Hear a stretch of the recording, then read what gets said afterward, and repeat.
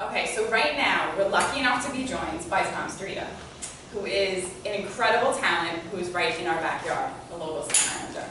Tom, can you tell me a little bit about, first, the book that you wrote? Okay, I guess, and just let my viewers know what made you decide to write a book, where the characters came from. Just give us a background. I'm so excited to share your talent with all the viewers. Okay, so my book is 2 Ways to Sunday. I wanted to write something, and then for years I would write a chapter and then put it down. I'd write 100 words, put it down. I didn't have the passion to finish something, to start to finish. So one day, it's Friday night, my cousin Greg, my best friend, had just gotten married the night after Thanksgiving. So it's a week later, I'm in my house, I'm in the shower, and I'm angry. I'm beyond angry.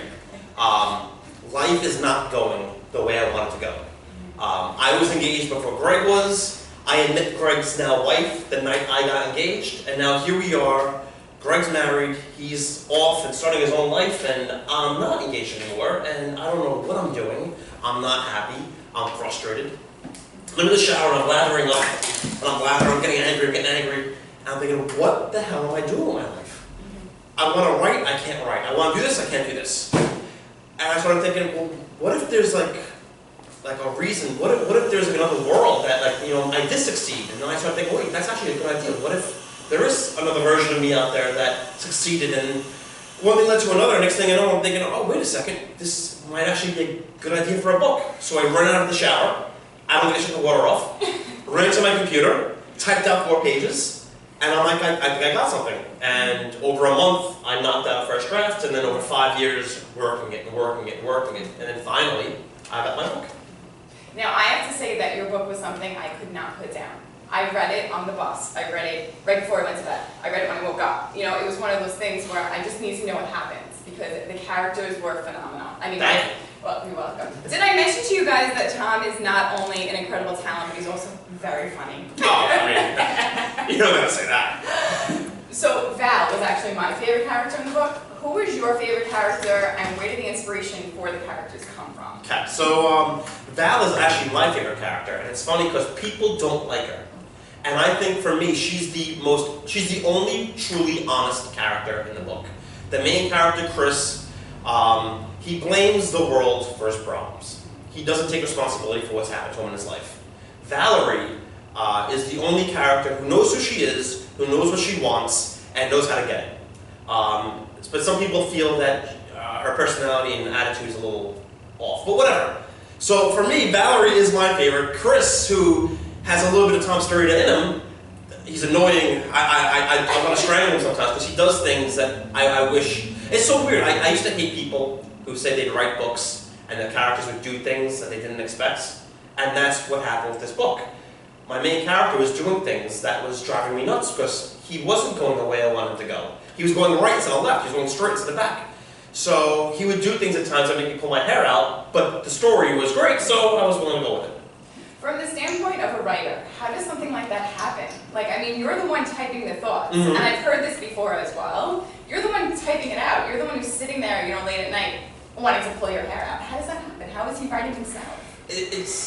You're following the story. You're following where it's going. You want to always be honest with who the character is. So it would make no sense sometimes, as much as you'd want him or her to go somewhere or do something or say something, if it's not what the person, because in a way they become people.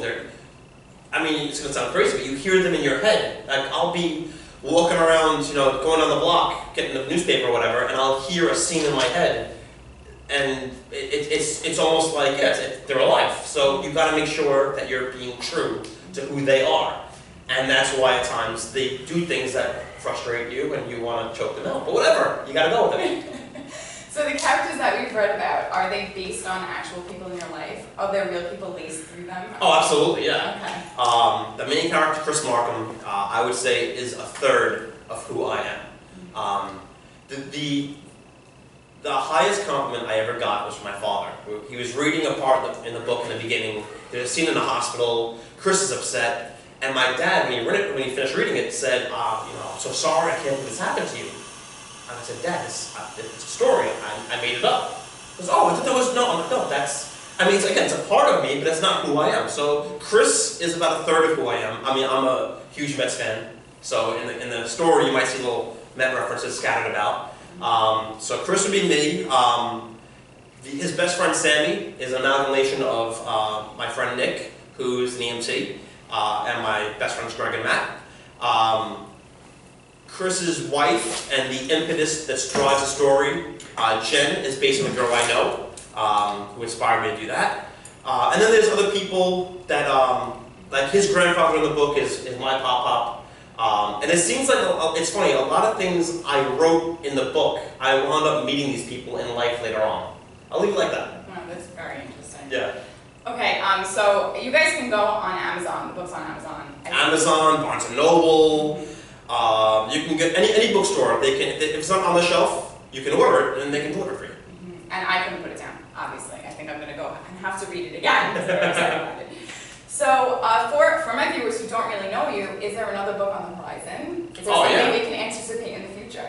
So, I finished my second book. It's called Growth and Change, Highly Overrated. The first book is deep and meaningful and powerful. And the second book, I didn't want to just keep on writing the same thing.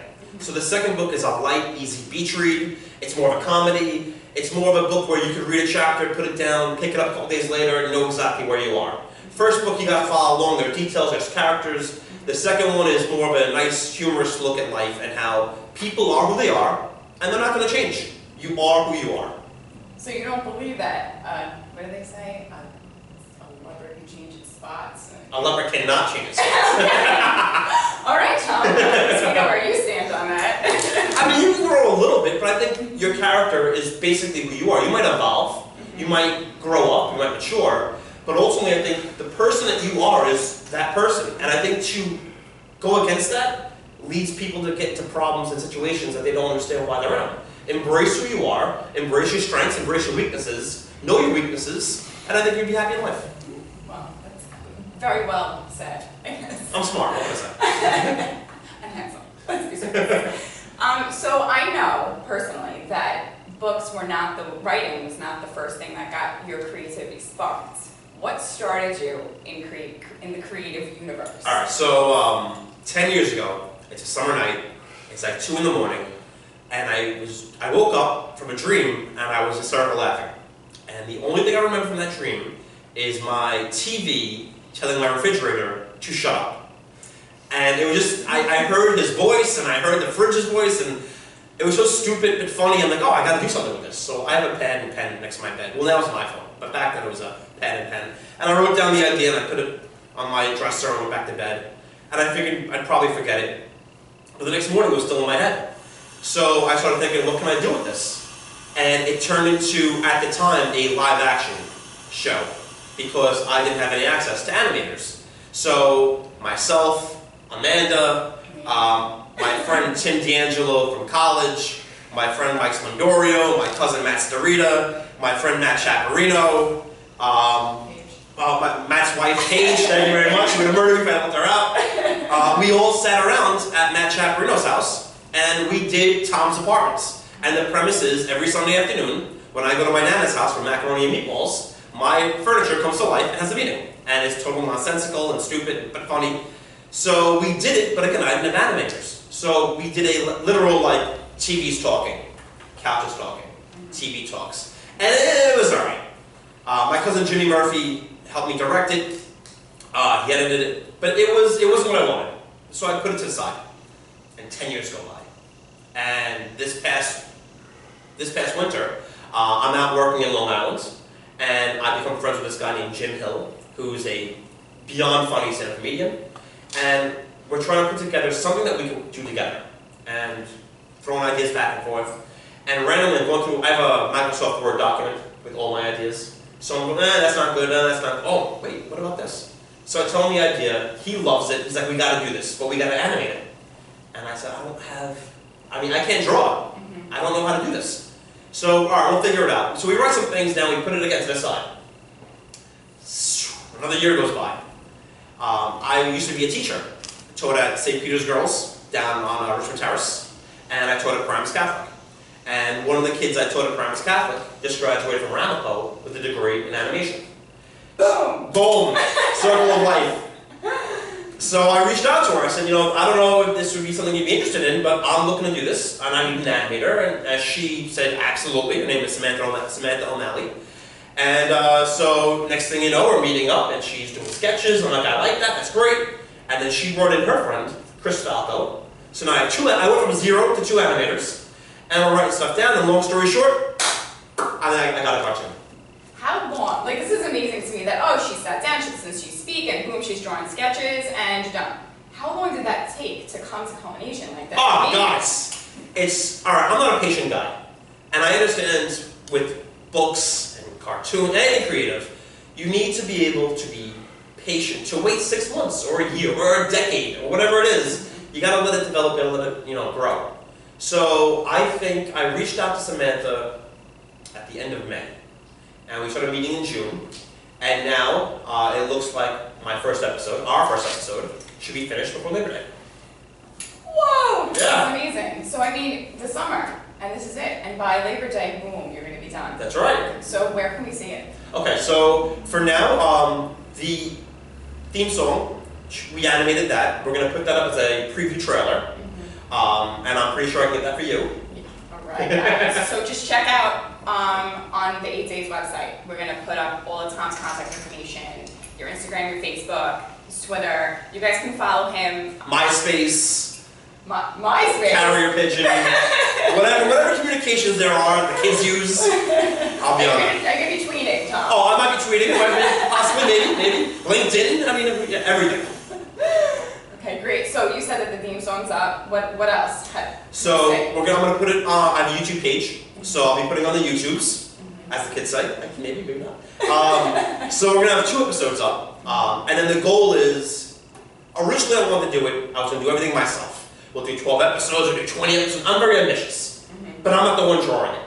So I realized maybe it's smarter to do 2 episodes and then try to get the attention of the world.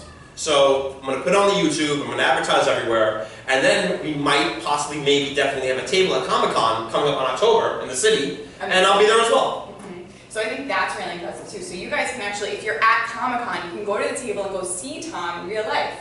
In 3D, Right. So you can say, oh, I know you, I saw you on A Man's on the Island. That's exciting. Wearing a different shirt. Right, hopefully. Hopefully that'll be, Maybe you'll wash it. Yeah, hopefully. So I also know that this whole idea of working with Tom's apartment, you also have a production company now. Yes. I want to own my stuff. I want to, not only do I want to break through, kick down the door, I want to help other people who are like me right now, who's trying to figure out, I have a great idea, but what can I do with it? So I started my own production company, Gots Entertainments, and I'll be looking for people who have great ideas, and I'm going to try to bring them to light. There's so much talent out there, and people have great ideas, and they give up because I don't have an agent. I don't have contact HBO. I don't have this, I don't have that. So I'll just do my job and put that to the side. That's sad. So I want to help people who are in my spot. So yeah, Gots Entertainments. Maybe you're the next big thing, and maybe I can help you out. Or maybe I am. No. Well, you are the big thing. You're not the next big thing. See, but that's the thing I think about you guys too, and the point that I made in the show opening, that there's so much talent here in Staten Island, in the backyard, your next door neighbor, your cousin's brother, sister. You don't know. Tom and I've known him for 15 years. Yep. We hung out and even went to the Jersey Shore. I mean, what didn't we do together? And didn't know how much talent was sitting behind that. You know what I mean? Like, he wrote a book, and I was like, oh, he wrote a book, I'm gonna check it out. I was like, whoa, completely floored, because your book has so much substance. Tom's apartment has so much entertainment to offer. There's so much out there. I mean, I'm blown away by you, Tom. Everyone thinks Brooklyn is the place to be. No. Staten Island is the place to be. Everything I do is Staten Island based. It's true. This is where your creative juices are flowing. That's right. So after Tom's apartment, is there anything else we can see? Are you out there? Because you're going to be at Comic-Con. Where else can viewers catch you? Do you do book signings? Do you do meet and greets, that type of stuff? I just did a book signing in the Barnes Noble in Charlotte, North Carolina. And my favorite thing in the world is when book clubs bring me in. So recently I went out to Long Island. I went out for a lovely dinner with a friend of mine, Ray Brock, and her friends who read my book. And I sat with them, and they asked me questions, and I answered them. And we laughed, we drank, and we had fun. I love meeting people who read my book. So for book clubs, book signings. I just did a signing out in Jersey at Allure Hair Salon. Does great hair. We'll plug for them also. So basically, if you're there and you read my book, I would love to meet you. I would love to sign my name on a piece of paper or on your book, shake your hands, a hug, whatever. That's great. It reminds me of actually the Sex and the City movie, because Carrie went to that dinner party with all the people that read her book. So it's very cool. I didn't know that that actually happens in real life. The only thing I remember about Sex and the City movie is when Big doesn't show up at the wedding, and then Charlotte's like, no! Yeah. No! That's my favorite part of the movie. I don't know why I wrote that up. Yeah. Because it's a good movie. That was acting right there. See, multifaceted, yeah. So, okay, so you have all these things going on. What's next? Is there something else in the work other than the books, the Tom's Apartment, the Gothic Gods? I mean, you're pretty busy. I mean, things are happening right now. I'm writing a third book right now. It's all about getting the right idea and making it work, so I'm writing a third book right now. But my primary concern is Tom's Apartment. That's, if I could spend my life sitting around a room, writing with my friends, making each other laugh, and then putting it on a cartoon, that's like the best thing in the entire world. I mean, to escape the 9 to 5, to escape the ferry and the subway, and to be able just to laugh. All I want to do is be creative and laugh, and hopefully that's the avenue I'm going down. And you also want to bring people with you.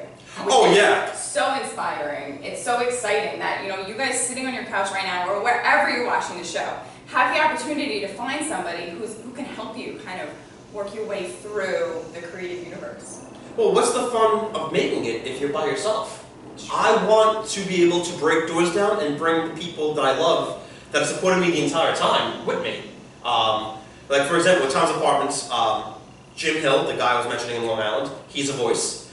Tim D'Angelo, who did voices originally, he's a voice. And my girlfriend Shannon Howard, who lives in Connecticut working for Subway, she's a voice. I want to be able to bring every part of my life together, so that way everyone can experience the success I'm experiencing.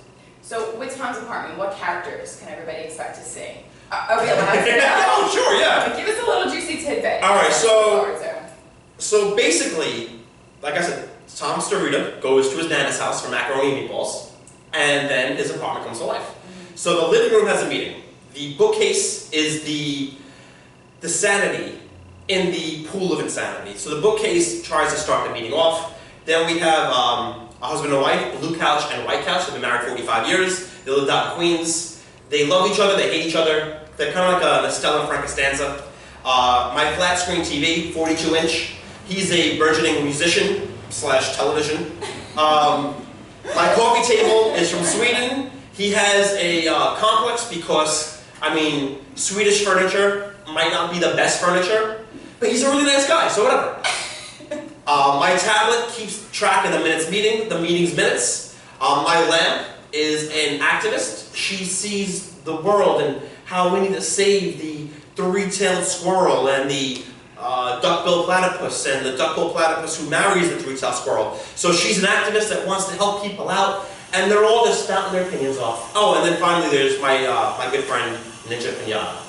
Ninja Pinata, if I can be serious for a minute, I met him down south of the border between North and South Carolina. I was buying fireworks, and I met this little pinata with a sword and beautiful eyes. And I said, I have to own you. I need to bring you into my life. And that's what I did. And now he's part of my cartoon. And then finally there's the fridge. Poor Fridge. The fridge is an idiot. He's based on food. He's not that smart. And all he wants to do is join in on the meeting. And they won't let him. So this cartoon is both topical with serious issues, and it's about friendship and inclusion and exclusion, and we tackle the serious issues of the day, and it's beyond nonsensical and funny and stupid, and yeah. So if you like stuff, because who doesn't like stuff out there? Everyone likes stuff. This is stuff. I have to be honest with you, Al, my producer back there, Yeah. is hysterically laughing. And to get him to laugh, you know, he's seen a lot in his life, you know, then it's got to be really funny. Okay, is there anything else you want to share with our viewers before we sadly part ways? I'm so upset. I'm having the best time with you. This is fantastic. I don't really want to let you go. I'm sure my female viewers want to know, or maybe some male viewers too. I don't know. We're all about inclusion here. Yeah, absolutely. Are you single? I have a wonderful, supportive girlfriend. Anybody can be with somebody when they're on the top, but when they're on the bottom, for Shannon Howard to support me and be part of my life, I'm looking Skyward. She's got to be good to deal with you. I mean, wow, shots fired! No, I love Tom, but our history, I don't know. He could be a little bit dry. Let's say he has a dry sense of humor. I have a big fat mouth. I have a big fat mouth, and the great thing is, at this point now, she knows that what I intend to come out of my mouth and what I mean are two different things. So she is now learning to roll with it. Okay. Like my love can sometimes be masked in stupidity, and so yeah, thank you very much. Yeah. So it's good. She's great. Yeah. Good job. Yes. So guys, again, check out the 8 Days Production website. We're going to have his Facebook, his Instagram, his Twitter. You guys can tweet. You can tweet. You can tweet. We'll also have the link for the preview up. And I think, did I miss anything? I think. We got it. I think we got it. Yeah. Okay. Yeah. All right, guys. Thank you so much for taking the time to join me and Tom Starita and learn all about the book, the next book, the book after that, Tom's Apartment, all the characters that we're going to be exposed to. And Comic-Con. Don't forget, if you're going to Comic-Con, get those tickets and go see Tom Starita. Merchandise, I'm just saying. Where are you going to be? Where can they find you? Because I know Comic-Con's huge. Is there? Can they direct their route to a specific table for you? Just yell out Tom.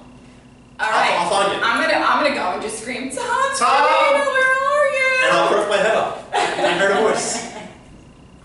All right, great. So I think that you guys have gotten the whole lowdown on Tom and everything he has to offer us. And don't forget to also check out Goppy Gots. Because if you guys have an idea or any type of talent, bring it to Tom and he'll help you. He'll show you the way. www.goppy, G-O-P-P-Y, GOTS, G-O-T-S.com. All right, Thomas, thank you so much. Thank you, Amanda. This has been awesome. That's awesome. Thank you for watching. Oh, I'm closing? Sorry. You're going to have to... Do you want to back it back up? Yeah. Wait, what's that? I was closing the show with you. Okay, cool.